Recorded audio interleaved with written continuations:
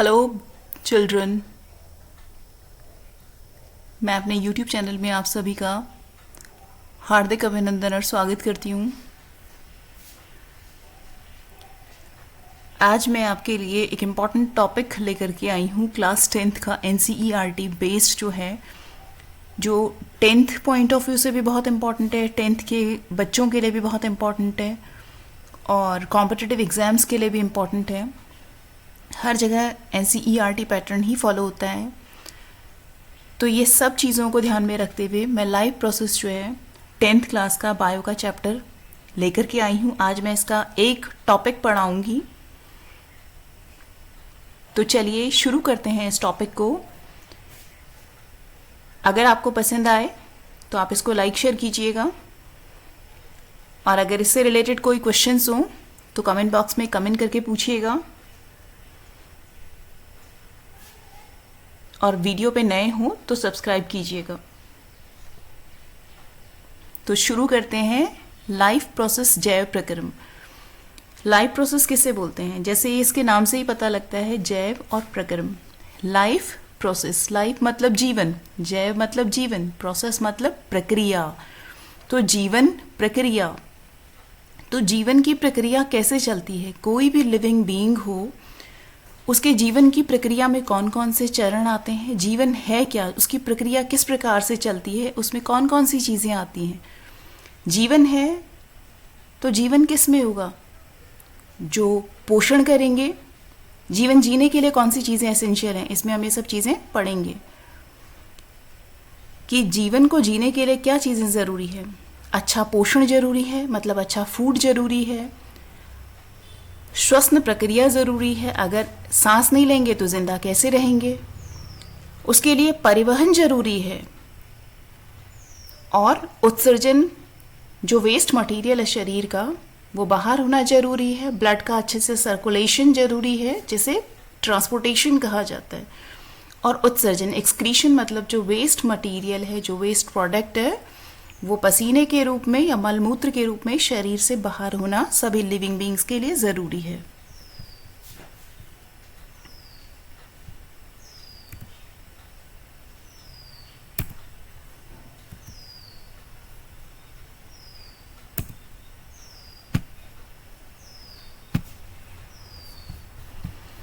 तो जैव प्रक्रम, लाइफ प्रोसेस क्या है, इसे हम कैसे डिफाइन करेंगे?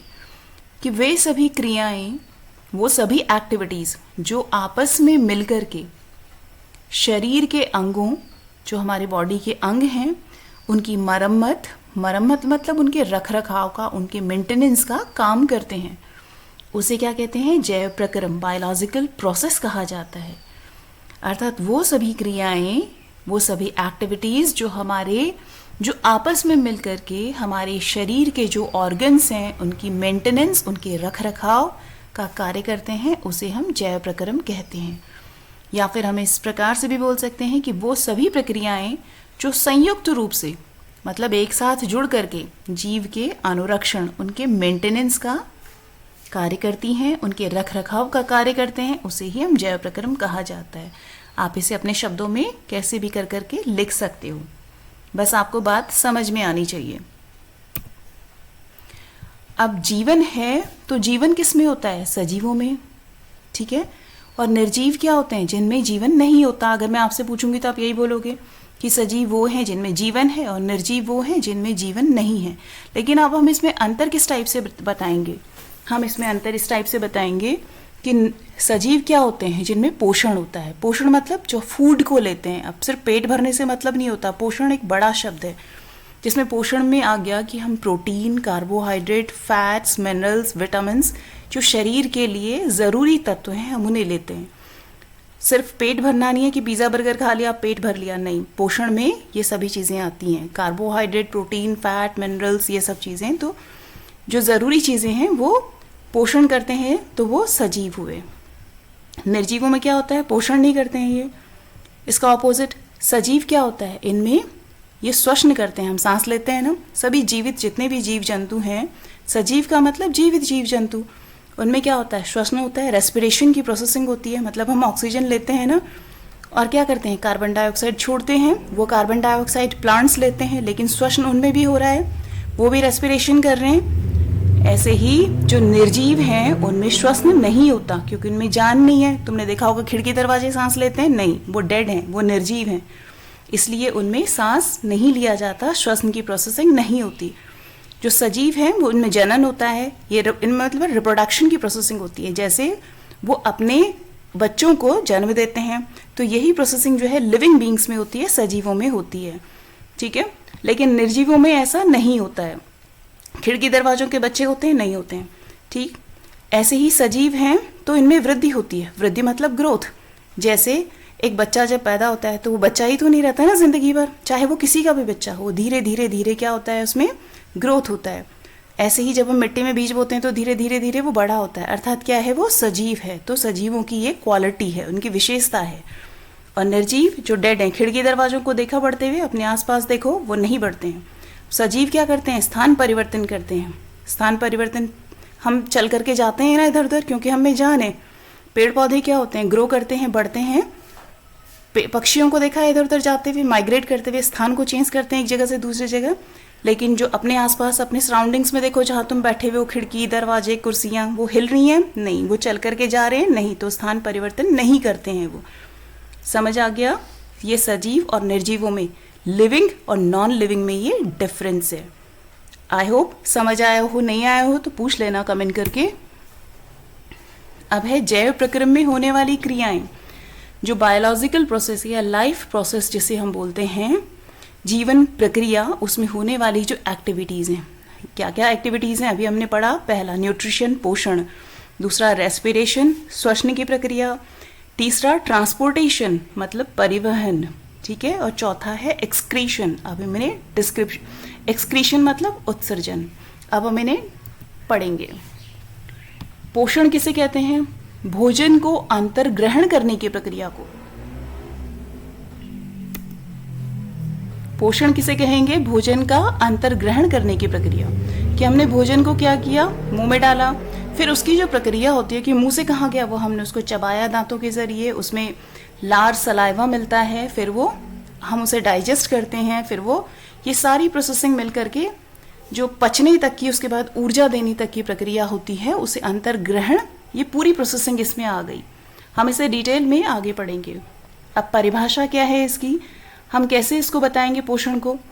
आप इसे ऐसे भी लिख सकते हो और इस टाइप से भी आप इसे बता सकते हो कि सजीवों द्वारा, सजीव मतलब जो लिविंग बीइंग है, जैसे हम हैं, पेड़ पौधे हैं, पक्षी हैं, बिल्ली, कुत्ता, चूहे, तुम आसपास देख लो, जो मैंने अभी तुम्हें विशेषताएं बताई थी उसके बेसिस पे, कि सजीवों द्वारा भोजन को ग्रहण करना, ठीक है, फिर भोजन का अवशोषण करना, मतलब मैंने अभी बताया कि भोजन को हमने क्या किया, ग्रहण किया, मुंह में रखा, उसको चबाया, उसको लार उसमें मिला, फिर वो हमने हमारे पेट में गया, अंदर गया, फिर उससे ऊर्जा हमें मिली, तो उसको हमने खाना खाया, तो हमने मुंह में डाला, उसको चबाया, तो ग्रहण कर लिया हमने।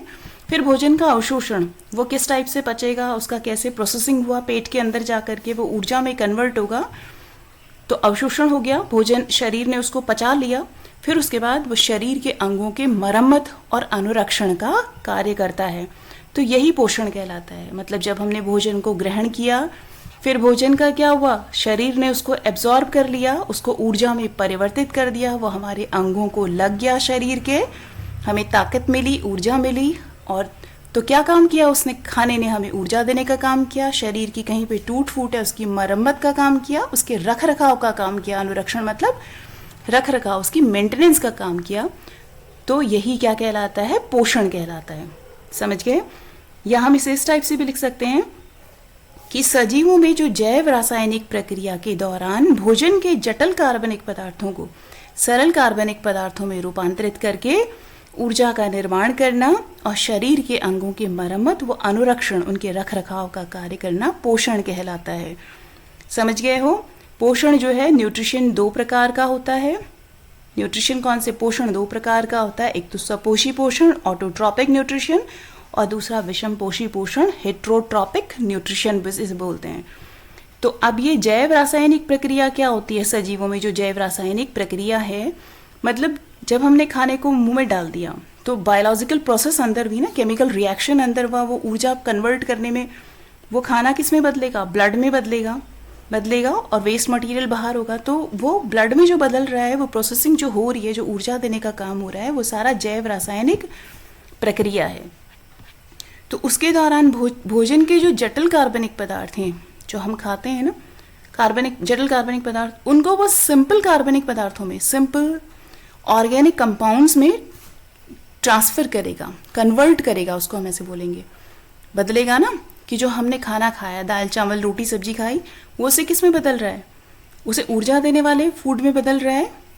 ठीक है, ऊर्जा का उससे निर्माण हो रहा है, जब वो ब्लड में कन्वर्ट हो रहा है, हमें स्ट्रेंथ दे रहा है, ऊर्जा दे रहा है, हम दौड़ रहे हैं, भाग रहे हैं। शरीर के अंगों में अगर कहीं कोई चोट लग गई है, कुछ हो गया है, तो क्या करेगा, प्रोटीन है तो मेंटेनेंस करेगा, फैट है तो क्या करेगा, ऊर्जा देगा, कार्बोहाइड्रेट है तो ऊर्जा देगा, सॉरी। तो इस टाइप से क्या कर रहा है वो, मरम्मत का और अनुरक्षण, हमारे शरीर के रख रखाव का, अनुरक्षण मतलब उसके रख रखाव का काम कर रहा है। तो वही जो है पोषण कहलाता है। क्लियर हो गया। अब पोषण कितने टाइप का होता है, 2 प्रकार का, एक तो स्वपोषी होता है, ऑटोट्रॉपिक न्यूट्रिशन होता है, और दूसरा विषमपोषी हेट्रोट्रॉपिक न्यूट्रिशन होता है। क्लियर। अब स्वपोषी पोषण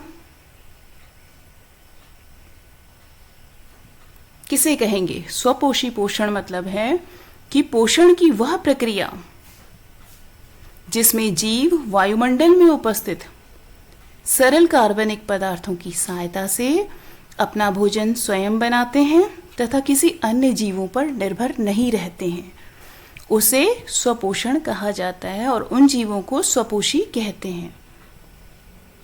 किसे बोलेंगे स्वपोषी, कि मतलब न्यूट्रिशन की वो प्रोसेसिंग हो गई जिसमें पौधे जो है, जिसमें जीव मंडल से, मतलब हमारा जो एटमॉस्फेयर है, हमारे एटमॉस्फेयर किसे बोलते हैं, चारों ओर के वातावरण को अपने, तो जीव जो है वायुमंडल से में उपस्थित जो सरल कार्बनिक पदार्थ हैं उनकी सहायता से अपना भोजन बनाते हैं। सरल कार्बनिक पदार्थ जैसे पेड़ पौधे अपना खाना बनाते हैं, तो कैसे बनाते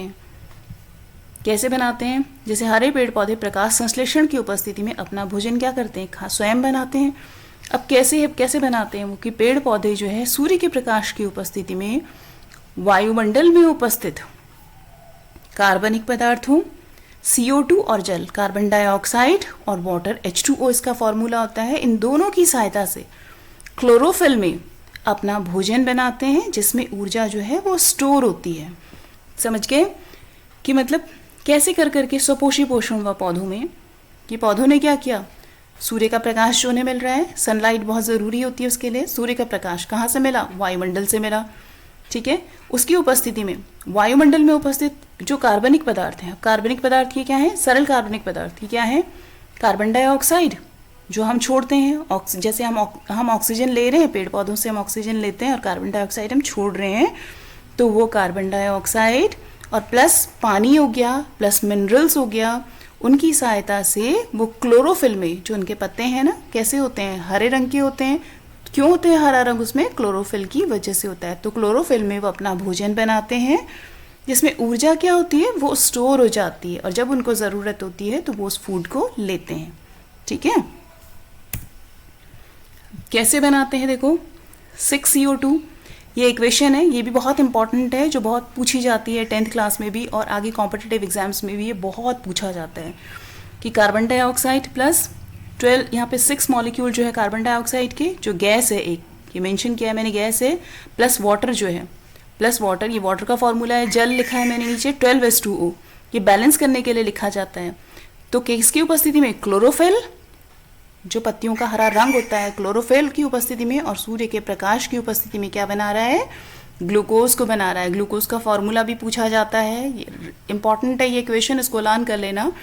C6H12O6 ग्लूकोज का फॉर्मूला है, ग्लूकोज बनाता है वो, और प्लस ऑक्सीजन बना रहा है, ऑक्सीजन जो हम लेते हैं फिर, और प्लस जो पानी की बूंदें, जो वाटर वेपर होता है, पत्तियों के ऊपर जो जल वाष्प होता है, वो पत्तियों के ऊपर तुमने देखा होगा जब तुम उठते होगे सुबह सुबह, तो पत्तियों के ऊपर जल वाष्प होती है ना, तो यही जल वाष्प है 6H2O। ठीक है, तो ये इक्वेशन है, समझ गए हो। रंध्र किसको कहते हैं, रंध्र, इसको इंग्लिश में स्टोमेटा बोलते हैं। रंध्र किसे बोलते हैं? पेड़ पौधे में पत्तियों की सतह पर छोटे छोटे छिद्र पाए जाते हैं जिसे रंध्र कहा जाता है। पेड़ पौधे जो होते हैं जब वो खाना पकाते हैं तो कैसे बनाते हैं? उसमें छोटे छोटे छोटे ये स्ट्रक्चर है, देखो ये खुला हुआ है और ये बंद रंध्र है। ये दोनों important exam point of view से, तो ये रंध्र, ये देखो ये द्वार कोशिकाएं हैं, डोर सेल्स इसको बोलते हैं इंग्लिश में, डोर सेल्स। ये रंध्र छिद्र है, स्टोमेटा पोअर इसको इंग्लिश में बोलते हैं, स्टोमेटा पोअर रंध्र छिद्र। और ये हरित लवक मतलब क्लोरोप्लास्ट, ठीक है, हरित लवक, इसकी उपस्थिति में क्या करते हैं? पौधे खाना बनाते हैं। तो पत्तियों की सतह पे तुम देखना उल्टी सतह पे ज़्यादा दिखते हैं ये, वैसे तो दोनों सरफेसेस पे होते हैं लेकिन उल्टी सतह पे रंध्र जो छोटे छोटे छोटे छिद्र बहुत बिल्कुल दिखाई देंगे तुम्हें, वो थोड़े थोड़े थोड़े, अगर तुम पत्ते को पलट करके देखोगे तो उसमें तुम्हें दिखेंगे उल्टी साइड पे ज़्यादा होते हैं, ये मैक्सिमम उसी साइड पे होते हैं। तो जो छोटे छोटे छिद्र पाए जाते हैं उसी को क्या कहते हैं? रंध्र कहा जाता है। तो अगर ये पूछा जाए तो पेड़ पौधों में जो पत्तियों की सतह पर उनके सरफेस पर छोटे छोटे छिद्र पाए जाते हैं, उल्टी साइड ज़्यादा होते हैं, सीधी साइड कम होते हैं, उसे रंध्र कहा जाता है। ये खुला रंध्र का डायग्राम है और ये बंद रंध्र का डायग्राम है। अब रंध्र के क्या काम है, क्यों इंपॉर्टेंट है रंध्र? स्टोमेटा का क्या काम है, क्या फंक्शन है? एक तो प्रकाश संश्लेषण, अभी मैंने तुम्हें बताया था कि पौधे फूड कैसे तैयार करते हैं, फोटोसिंथेसिस की प्रक्रिया से। प्रकाश संश्लेषण की प्रक्रिया में इसके दौरान जो है, जब उनमें प्रकाश संश्लेषण की प्रक्रिया होती है तो ये जो छोटे छोटे छिद्रों से जो गैसों का आदान प्रदान होता है, तो क्या काम करते हैं रंध्र? गैस को एक्सचेंज करने का काम करते हैं। क्या करते हैं? कार्बन डाइऑक्साइड उन्होंने छोड़ा और ऑक्सीजन को ग्रहण किया। वो किससे होता है वो काम स्टोमेटा करता है, समझे? क्या काम करता है? गैसों का एक्सचेंज करता है रंध्र, ये काम है स्टोमेटा का। दूसरा काम है वाष्पोत्सर्जन की प्रक्रिया के दौरान जल का बूंदों के रूप में अवशोषित करना। कि जब वाष्पोत्सर्जन होता है पत्तियों की सतह से, जब वो अपना खाना बना लेते हैं, तो अभी मैंने तुम्हें बताया था कि वाटर वेपर निकलता है, वाष्प उड़ती है उनसे H2O पानी की फॉर्म में। तो वाष्प जो उड़ रही है, तो उस प्रक्रिया के दौरान भी जो जल की बूंदें हैं, जल की बूंदों में वो अवशोषित करना, ये काम भी कौन करता है? रंध्र, स्टोमेटा करते हैं। तो ये स्टोमेटा के काम भी बहुत इंपॉर्टेंट है, ये भी पूछा जाता है। अब दूसरे टाइप का पोषण है पौधों में जो होता है, विषमपोषी पोषण होता है। विषमपोषी पोषण हेटेरोट्रॉपिक न्यूट्रिशन इसको बोलते हैं। हेटेरोट्रॉपिक न्यूट्रिशन क्या होता है? वह पोषण जिसमें जीव अपने भोजन के लिए, इसके नाम से पता लग रहा है, विषम पोषी मतलब पोषण, विषम मतलब वो जो वो दूसरों से प्राप्त कर रहे हैं, दूसरों से ले रहे हैं। तो वो पोषण जिसमें जीव अपने भोजन के लिए, कोई भी जो लिविंग बीइंग है जो अपने भोजन के लिए दूसरे जीवों पर निर्भर रहता है, अर्थात अपना भोजन वो क्या नहीं करते हैं, खुद से नहीं बनाते हैं, ठीक है, तो उसे क्या कहेंगे? विषमपोषी पोषण कहा जाता है। तुम अपना भोजन खुद बनाते हो? नहीं। कौन बनाता है? मम्मी बनाती है तुम्हारी, या दीदी बनाती है, भैया बनाता है, पापा बनाते हैं, कोई और बनाता है ना। तो तुम अपना फूड खुद नहीं बना रहे हो, दूसरे के ऊपर डिपेंड कर रहे हो, तो क्या हो, तुम में कैसा पोषण होगा? विषमपोषी पोषण पाया जाएगा। और पौधे क्या कर रहे हैं? खुद बना रहे हैं, इसलिए ऑटोट्रॉप्स हैं वो, स्वपोषी पोषण उसमें होता है। विषमपोषी पोषण किसे कहते हैं? विषमपोषी पोषण जो है वो कितने टाइप का हो गया? प्राणी संपोषण, मृतजीवी पोषण और परजीवी पोषण, 3 टाइप का होता है विषमपोषी पोषण। प्राणी संपोषण किसे बोलते हैं? भोजन के अंतर्ग्रहण के बाद जो पाचन की प्रक्रिया होती है, प्राणी संपोषण किसे बोलेंगे?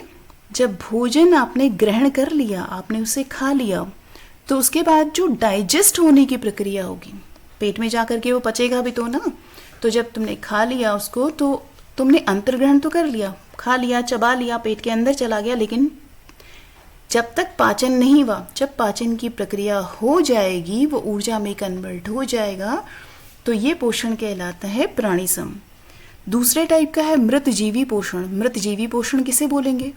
वो जीव जो अपना भोजन मृतजीवी अर्थात जो डेड जो जीव हैं उनसे या सड़े गले पदार्थों से प्राप्त करते हैं। सड़े गले का मतलब भी डेड ही हुआ, तो उनसे प्राप्त करते हैं, उसे मृतजीवी पोषण कहते हैं। तीसरे टाइप का होगा परजीवी पोषण। परजीवी पोषण क्या होता है? इसके नाम से ही पता लग रहा है। देखो, मृत के नाम से क्या पता लग रहा है कि जो मरे हुए जीवों से लेते हैं पोषण। परजीवी का मतलब हो गया जो दूसरे जीवों से लेते हैं, पर दूसरे, इसका मतलब होता है दूसरे, और जीव जो जीव हो गए दूसरे, पोषण जो फूड लेते हैं उनसे। तो अन्य जीवों के शरीर के अंदर या बाहर रहकर, परजीवी कहाँ रहते हैं, किसी दूसरे जीव के अंदर रहते हैं या वो जीव के बाहर रहेंगे, लेकिन अपना भोजन वो वहाँ से प्राप्त करते हैं। जहाँ पर भी वो रहेंगे, किसी जीव के अंदर रहें या किसी के बाहर रहें, तो वहाँ से अपना भोजन क्या करते हैं, वो प्राप्त करते हैं। उनका उद्देश्य जीवों को मारना नहीं होता, लेकिन वो वहाँ से क्या करते हैं, अपना खाना लेंगे, अपना मतलब निकालना होता है, अपना खाना लेंगे वो, समझ गए। अब विषम पोषी पोषण किसे बोलते हैं, हेटेरोट्रॉपिक पोषण जो है मैंने आपको बताया था, विषम दूसरे से लेते हैं, पोषी पोषण दूसरे से जो अपना पोषण लेते हैं, खाना लेते हैं। ये भी कितने टाइप का होता है, 3 टाइप का होता है।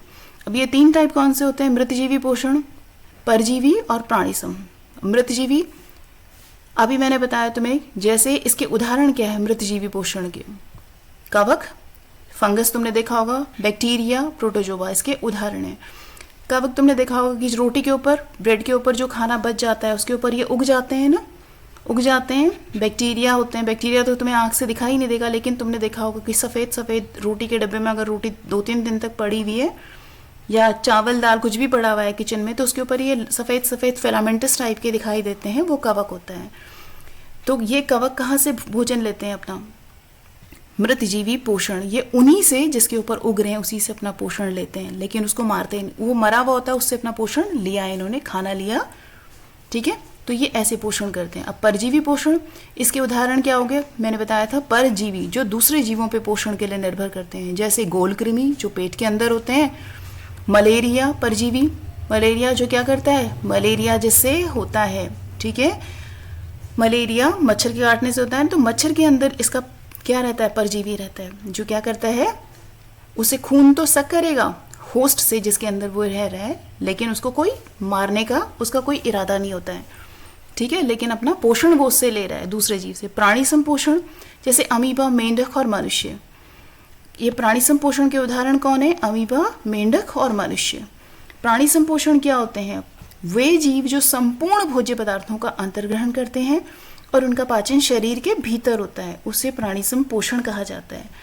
किसे बोलेंगे प्राणी संपोषण, जो जीव जो है अपना, जो जीव संपूर्ण भोज्य पदार्थों का, मतलब जो भी उन्होंने मुंह में डाला, ये इसके अंदर एक टाइप से वैक्यूल्ड, अभी आगे स्ट्रक्चर में मैं आपको दिखाऊंगी, तो उससे वो क्या करते हैं, अपने भोजन को डाइजेस्ट कर लेते हैं पूरा, मतलब उन्होंने उसको अंतर ग्रहण कर लिया, और फिर उनका पाचन कहाँ होता है, वो शरीर के भीतर ही होता है, ठीक है। जैसे हम क्या करते हैं, मैंने बताया था ना कि हम, तुमने देखा होगा मुंह में खाना डाल दिया, तुमने भोजन को डाल दिया मुंह में, और भोजन कहाँ गया, पेट में चला गया, जब तक वो पचेगा नहीं, कहाँ होगा पाचन, शरीर के भीतर हो रहा है ना, पेट के अंदर हो रहा है, तो इसी टाइप के पोषण को क्या बोलेंगे, तब वो ऊर्जा में कन्वर्ट होगा, उसे क्या कहेंगे, प्राणीसम पोषण कहा जाता है। अब कोशिकाओं की संख्या के आधार पर, किसके बेसिस पे, नंबर ऑफ सेल्स के बेसिस पे, नंबर ऑफ सेल्स के बेसिस पे कितने टाइप का होता है न्यूट्रिशन, पोषण जो है वो 2 टाइप का होता है। एक तो एक कोशिकीय जीव के बेसिस पे कितने कितने कोशिकाओं की संख्या होती है, एक तो एक कोशिकीय जीव होते हैं और दूसरे बहुकोशिकीय होते हैं। एक कोशिकीय मतलब इसको यूनिसेल्युलर बोलते हैं जीव, और दूसरा बहुकोशिकीय इसको मल्टीसेल्युलर बोलते हैं, ठीक है। अब एक कोशिकीय क्या होते हैं, जिसमें एक ही कोशिका होती है, एक ही सेल होती है, और बहुकोशिकीय वो होते हैं जो मल्टी सेलुलर होते हैं, जिसमें एक से ज़्यादा सेल्स होती हैं। अब एक कोशिकीय यूनिसेलुलर जो हो गए, वे जीव जिनका शरीर एक कोशिका, देखो जिनका शरीर किससे बनता है, एक ही कोशिका, एक ही सेल से मिलकर के बनता है, वो एक कोशिकीय। इसके उदाहरण क्या हो गए, अमीबा, पैरामीशियम, यूग्लिना, सभी एक एक कोशिका के होते हैं, जिनको आप बिना माइक्रोस्कोप के नहीं देख सकते हो, इनको देखने के लिए माइक्रोस्कोप की ज़रूरत होती है। और बहुकोशिकीय जीव कैसे हो गए, जिनका शरीर 2 या 2 से अधिक कोशिकाओं से मिलकर बनता है, 2 भी हो सकते हैं वो, और 2 से अधिक भी हो सकते हैं, मैक्सिमम मिनिमम मतलब 2 से ज़्यादा होना चाहिए, या 2 या फिर 2 से अधिक कोशिकाओं से मिलकर बनते हैं, उसे बहुकोशिकीय जीव कहते हैं।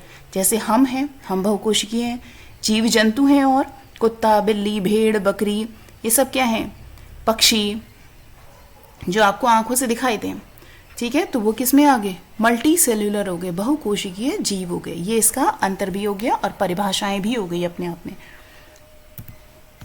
अब मृतजीवी पोषण मैंने आपको बताया था, वे जीव जो अपना भोजन मृत जीवों से, मतलब किससे लेते हैं, जो मरे हुए और सड़े गले पदार्थों से प्राप्त करते हैं, उसे क्या कहते हैं, मृतजीवी पोषण कहेंगे। वे जीव जो अपना भोजन कहाँ से ले रहे हैं, मृत जीवों से या फिर सड़े गले पदार्थों से प्राप्त करते हैं, वो मृतजीवी पोषण हो गया। जैसे फफूंद हो गया, कवक हो गया। अभी समझाया था मैंने तुम्हें कि रोटी के ऊपर अगर कुछ उग जाए, फफूंद उग जाए, फंगस उग जाए, कवक उग जाए, तो वो क्या हो गया, फफूंद कवक एक ही बात है। ये वो क्या, उसे क्या बोलेंगे, वो उससे सड़ी हुई रोटी से अपना पोषण ले रहा है ना, फंगस जो है अपना पोषण ले रहा है वो उससे, तो मृतजीवी पोषण। या लकड़ी के ऊपर तुमने देखा होगा बाहर, जहाँ लकड़ी सड़ गल जाती है, या दीवारों पे कई बार ये फफूंद जो है उग जाती है, कवक उग जाते हैं, तो वो क्या कर रहे हैं, वहीं से अपना पोषण ले रहे हैं। तो मृत जगह से वो अपना क्या कर रहे हैं, मृत जीवों से और सड़े गले पदार्थों से भोजन लेते हैं। कि सड़ी हुई लकड़ी के डंडे के ऊपर उग गए, कहीं बाहर पड़ा हुआ है कुछ, तो उसके ऊपर उग जाते हैं कवक, तो उससे पोषण लेते हैं। परजीवी पोषण क्या हो गया, वे जीव जो अपने भोजन के लिए दूसरे जीवों पर निर्भर रहते हैं, लेकिन ये जीवों को मार करके अपना भोजन नहीं ग्रहण करते हैं। ये जीव अंदर या बाहर से अपना भोजन ग्रहण करते हैं। ठीक है, ये क्या नहीं करते हैं, भोजन के लिए दूसरे जीवों पर निर्भर तो रहते हैं, क्योंकि परजीवी है, दूसरे जीवों के पर निर्भर रहना है भोजन के लिए, लेकिन ये उनको मार करके भोजन नहीं ग्रहण करते हैं, बल्कि क्या करते हैं, अंदर रहें या बाहर रहें, अपना भोजन लिया और कोई वो नहीं करते हैं। परजीवी पोषण इसे ही कहा जाता है। तो जैसे जूं है, हमारे सर पे रहती है, हमें मार देती है, नहीं मारती नहीं है, सिर्फ खून को चूसती है। ठीक है, अमरबेल ऐसे ही, अमरबेल एक पौधा है जो दूसरे बेल जिसके ऊपर रहता है उसके ऊपर चढ़ता है, अपना भोजन अपना पोषण लेता है उससे, लेकिन ऐसा मारता नहीं है उसको कुछ। अमीबा में पोषण कैसा होता है, ये भी पूछा जाता है। अमीबा जो है वो एक कोशिकीय प्राणी है, ये पूछा जाता है कि वो ये वन वर्ड टाइप क्वेश्चन में भी पूछा जाता है, कैसा है, यूनिसेलुलर, एक ही कोशिका है इसमें। कैसा पोषण होता है, समपोषी जीव है, प्राणी समपोषी जीव है। कैसा पोषण होता है, प्राणी समपोषी जीव है, जो प्रोटोजोआ संघ का सदस्य है। किस संघ का सदस्य है, प्रोटोजोआ। ये अनिश्चित आकार का होता है, इसका कोई निश्चित आकार नहीं होता है, मतलब ये इस टाइप का स्ट्रक्चर होता है। ठीक है, जो कहाँ पाया जाता है, नदियों, तालाबों और झीलों में पाया जाता है। तो ये कॉम्पिटिटिव पॉइंट उसमें भी आता है और 10th में भी के लिए तो है ही ये चैप्टर। खैर, अब अमीबा में पोषण किस टाइप से हो रहा है, देखो ये अमीबा का जिगजैग टाइप का स्ट्रक्चर है। यहाँ पे इसमें बीच में केंद्रक होता है, ये खाद्य कण है। तो जब ये खाद्य कण इसके संपर्क में ये आ गया तो क्या करता है, ये देखो इसको, ये पादाप और कूटपाद हैं, ये पादाप है, कूटपाद कुछ भी बोल लो उसको, सीलिया इंग्लिश में बोलते हैं। तो ये यहाँ से उसको कैप्चर कर लेता है, पकड़ लेता है उसको, इन्हीं की मदद से ये पकड़ता है। पूछा जाता है किसकी मदद से अमीबा भोजन ग्रहण करता है, तो पादाप और कूटपादों की मदद से ये फूड को अपने अंदर ले लेता है। अब जो ये इसके अंदर जो फूड वैक्यूल है, खाद्य रिक्तिका जिसको हिंदी में बोलते हैं और इंग्लिश में फूड वैक्यूल बोलते हैं, ये इसकी मदद से इसको अपने अंदर ले लेता है, खाद्य के कण को, और उसको क्या करेगा ये, फिर इसने डाइजेस्ट कर लिया। अब ये कैसे हो रहा है, देखो भोजन को अपने पादाप की सहायता से घेर लेता है, ये घेर लिया, फिर ये घेर लिया खाद्य रिक्तिका, इसको क्या कर लेती है, खाद्य रिक्तिका इसको अपने अंदर कर लेती है, खाद्य कण को। खाद्य रिक्तिका में जटिल पदार्थ का विघटन क्या होता है, खाद्य रिक्तिका के अंदर जो फूड वैक्यूल है उसके अंदर जटिल जो पदार्थ है उसका विघटन, मतलब उसको तोड़ देता है। जटिल पदार्थ को किस में तोड़ देता है, सरल पदार्थों में। ठीक है, तो बचा हुआ अपच कोशिका की सतह की ओर गति करता है और ये पदार्थ जो है शरीर से बाहर निष्कासित कर दिया जाता है बाद में। अब पोषण कितने टाइप का होता है, स्वयं पोषी और विषम पोषी, ऑटोट्रॉपिक और हेटेरोट्रॉपिक न्यूट्रिशन, मैंने तुम्हें बताया था। अब ये अंतर है उसका, तुम्हें शायद समझ में आ गया होगा कि ये स्वयं पोषी पोषण ऑटोट्रॉपिक न्यूट्रिशन किस में होता है, हरे पौधों में पाया जाता है। अभी बताया था तुम्हें कि पौधे जब सूर्य का प्रकाश, कार्बन डाइऑक्साइड और वाटर की प्रेजेंस में जो है क्या करते हैं, फूड बनाते हैं अपना, और फिर उनको वो स्टोर कर लेते हैं अपने अंदर, या उनको वो ज़रूरत के अनुसार यूज़ करते हैं। तो किस में पाया जाता है, पोषण जो है, जो ऑटोट्रॉपिक न्यूट्रिशन है, स्वयं पोषी पोषण है, वो हरे पौधों में, ग्रीन प्लांट्स में पाया जाता है। जो हेटेरोट्रॉपिक न्यूट्रिशन है, हेटेरोट्रॉपिक न्यूट्रिशन या विषम पोषी पोषण, ये पोषण किस में पाया जाता है, कीटों में, इंसेक्ट्स में, जंतुओं में पाया जाता है, कीट पतंगों में और जंतुओं में ये पाया जाता है। अब इस पोषण में, स्वपोषी में क्या होता है, इस पोषण में कार्बन डाइऑक्साइड, बताया था कार्बन डाइऑक्साइड CO2 तथा जल वाटर H2O से कार्बनिक पदार्थों का निर्माण होता है। क्या बनते हैं इससे, कार्बनिक पदार्थ बनते हैं, और ये क्या करता है इसमें, जंतु अपने भोजन हेतु पौधों एवं शाकाहारी प्राणियों पर निर्भर रहते हैं। किसके ऊपर निर्भर रहते हैं? पौधों और शाकाहारी प्राणियों पर। स्वपोषी में क्या होता है? पौधे प्रकाश संश्लेषण में पर्णहरित, क्लोरोफिल जो ग्रीन कलर होता है पत्तियों का वो, और सूर्य के प्रकाश को प्रयोग करते हैं। विषमपोषी पोषण में क्या करते हैं? भोजन का निर्माण नहीं होता है, इसमें भोजन का निर्माण नहीं होता है। और स्वयंपोषी में पौधों को भोजन के निर्माण के लिए अकार्बनिक पदार्थों की आवश्यकता होती है। अकार्बनिक पदार्थ कौन से? वाटर, कार्बन डाइऑक्साइड और सनलाइट, राइट। और विषमपोषी पोषण क्या है? जंतुओं को अपने भोजन हेतु किसकी जरूरत होती है? कार्बनिक पदार्थों की आवश्यकता होती है, ठीक है।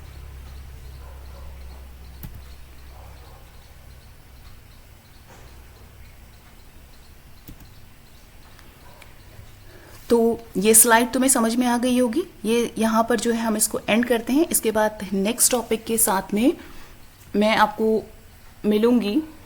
अगर आपको ये पसंद आया हो तो आप इसे लाइक करना, शेयर करना, और अगर आपको 10th क्लास से रिलेटेड चैप्टर को देखना हो आगे तो आप कमेंट करके बताना।